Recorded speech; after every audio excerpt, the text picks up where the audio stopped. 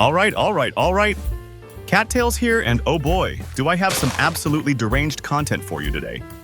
Just exploring some Minecraft while we dive into the absolute chaos that is human existence on Reddit. Now listen, I was scrolling through the depths of the internet last night, and I stumbled upon some stories that honestly made me question if we are living in a simulation because there is no way real humans act like this. But here we are. Today, I have got 3 stories that will literally rewire your brain chemistry. Like seriously. After hearing these, you might need therapy, but in a good way. Maybe. Let me just jump straight into the madness because honestly, there is no easing into this level of insanity. Story 1. So picture this. There is this post that just says, I have been living a double life for 15 years, and my family just found out. Already sounds spicy, right? This is a 43-year-old dude, and buckle up because this ride goes completely off the rails. This man writes, every weekday for the past 15 years, I have been telling my wife I go to my job as an accountant at Johnson & Associates. I wear a suit, carry a briefcase, leave at 8 in the morning, come home at 6 in the evening. Sounds pretty normal so far. Standard suburban dad routine, nothing crazy about that. Plot twist. There is no Johnson & Associates. There never was. I have been unemployed for 15 years. Wait, what? 15 years? This man has been pretending to have a job for a decade and a half. How do you even pull that off? Every single day I would drive to the public library, sit there for 8 hours reading books, doing crosswords, sometimes taking naps in my car. He was living at the library. Like a homeless person, but with a family that thinks he has a career. This is actually kind of impressive in the most horrible way possible. I convinced my wife that I get paid through direct deposit and I have been secretly draining our savings account to make it look like I am earning money. He was stealing from his own family to maintain a lie about having a job. This man has been running a 15-year con on his own wife and children. My wife thought we were financially stable. She would brag to her friends about my steady career and how reliable I am as a provider. She was bragging about his fake job, while he was literally stealing their savings to pay for groceries. The level of deception here is absolutely mind-blowing. But wait, it gets even more unhinged. I created fake business cards, fake pay stubs, fake company events. I even had fake coworkers that I would talk about at dinner. Fake coworkers. This man created an entire fictional universe complete with made-up people and office drama. He should have been a novelist instead of a con artist. The only reason I got caught is because my teenage son decided to surprise me at work for my birthday. He showed up at the address I had been giving everyone and discovered it was a vacant office building. His son showed up at the fake job. Talk about the worst possible timing. 15 years of lies destroyed by one surprise visit. When I got home that night, my entire family was sitting in the living room waiting for me. My wife had already called the bank and discovered we are broke. Family intervention, and they are broke. This man spent 15 years stealing from his own family while pretending to be employed. The financial damage must be absolutely devastating. My wife is filing for divorce and wants me arrested for fraud. My kids will not even look at me. I am currently living in my car. Living in his car. From fake accountant to literally homeless. This has to be the most spectacular life implosion I have ever heard of. The worst part is that I actually enjoyed my daily routine at the library. I read over 2,000 books and became really good at crosswords. He enjoyed it. This man found his passion for reading while destroying his family. At least he is well educated now while he lives in his car.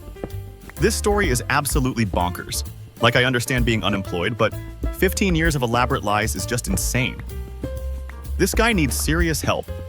Moving on to story 2, because somehow it gets even weirder from here. Story 2. Okay, so the next post is titled, My girlfriend has been charging me rent to sleep in my own bed. And this comes from a 25-year-old guy. Already confused? Same here, buddy, same here. He starts off, I have been dating Lisa for 8 months. 3 months ago, she moved into my apartment that I own. I thought it would be great to live together and split expenses. So far, so good. Moving in together, sharing costs, totally normal relationship progression.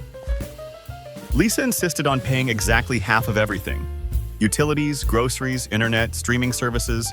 She even Venmos me for half of takeout orders. Super fair. She wants to contribute equally to expenses. That actually sounds like a really responsible approach to shared living. But then things started getting weird. Lisa began charging me $25 every night I sleep in the bed. Wait, what? Charging him to sleep in his own bed? In his own apartment? How does that even make sense? She says since she pays half the rent, she owns half the bed. And if I want to use her half, I need to pay for it. Her half of the bed? This woman has claimed territorial ownership over 50% of a mattress and is charging rent for it. At first I thought she was joking, but she actually created a spreadsheet tracking my bed usage and sends me weekly invoices. A spreadsheet with invoices. This woman is running a bed rental business out of her boyfriend's apartment. The level of pettiness is actually impressive. I tried sleeping on the couch to avoid the charges, but then Lisa started charging me $15 for couch usage since she pays half the furniture costs too. She charged him for the couch too. This woman has monetized every piece of furniture in this apartment. What is next? Charging him to use the toilet. Last week I was sick with the flu and spent 3 days in bed. Lisa charged me $75 plus a $20 sick surcharge for extra laundry. A sick surcharge? She charged extra because he was ill. This woman has zero empathy and apparently sees her boyfriend as a business opportunity. I confronted Lisa about how ridiculous this is, and she pulled out a rental agreement she drafted without telling me. According to her calculations, I owe her over $600 in back rent for bed and furniture usage. $600. She created a secret rental agreement. This woman should work for a collections agency because her attention to detail is absolutely ruthless. Lisa says if I do not want to pay furniture rent, I can sleep on the floor or find somewhere else to live. Sleep on the floor in his own apartment. This woman moved into his place and is now trying to evict him from his own furniture. When I pointed out that this is my apartment and my furniture, Lisa said that once she started paying rent, she became a tenant with equal rights to everything. Equal rights to charge him money. That is not how tenancy works. You do not get to charge your landlord rent for using his own stuff. I am honestly thinking about breaking up with her, but I am worried she might try to charge me a relationship termination fee. A breakup fee. At this point, nothing would surprise me. This woman probably has a whole price list for relationship services. This girlfriend is absolutely unhinged. Who moves in with someone and immediately starts charging them rent for their own belongings? The audacity is incredible. Time for story 3, and honestly, this one might actually break your brain. Story 3. The final post today is called, I accidentally started a cult and now I do not know how to stop it. And this is from a 31-year-old woman.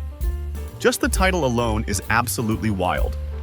She begins, last year I was going through a really rough patch mentally. Depression, anxiety, the whole thing.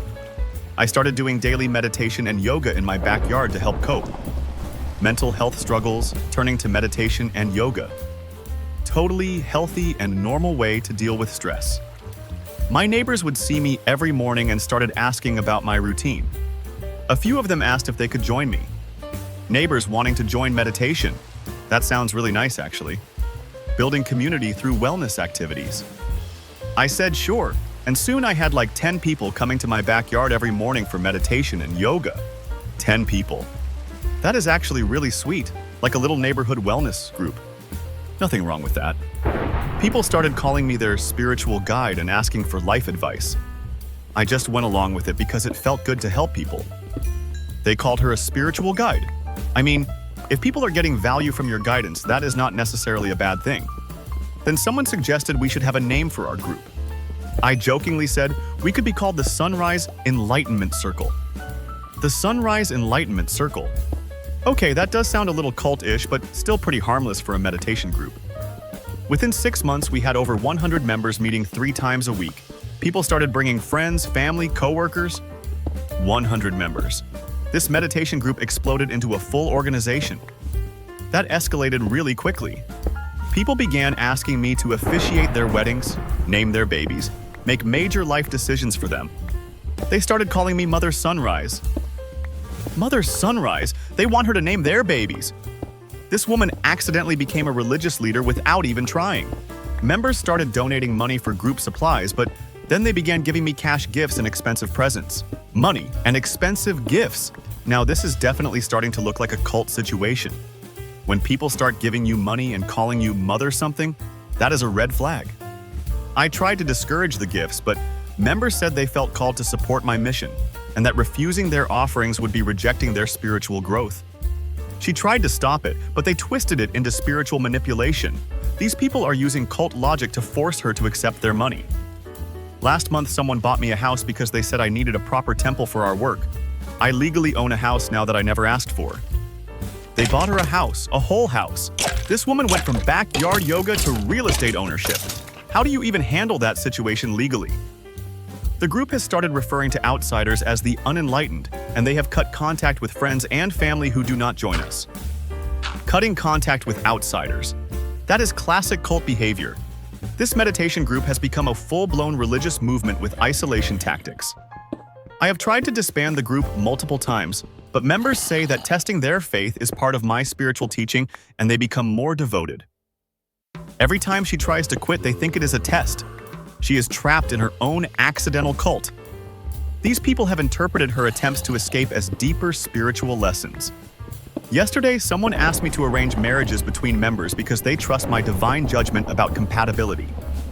Arranging marriages. This woman has become the leader of a full religious commune. She accidentally created her own religion and now she is stuck being their prophet. I have no idea how to get out of this without devastating the lives of people who genuinely believe I have changed their spiritual destiny.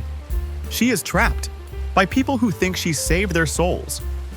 This is like the reverse of every cult documentary where the leader is the one trying to escape. This woman started doing yoga in her backyard and accidentally became the founder of a religious movement. The fact that this happened by accident makes it even more insane. These three stories have absolutely melted my brain today. We have got a man who fake worked for 15 years, a woman who charges rent for bed usage, and someone who accidentally started a cult. Just another normal day on Reddit, apparently. What do you think about these absolutely unhinged tales? Have you ever lived a double life, charged someone rent for furniture, or accidentally started a religious movement? Let me know, because honestly, these stories make me feel like my life is incredibly boring. If you want more completely bonkers Reddit content, smash that like button and subscribe for daily doses of human chaos. I have got endless supplies of internet insanity coming your way. Thanks for hanging out while I explore some Minecraft and question the nature of human sanity.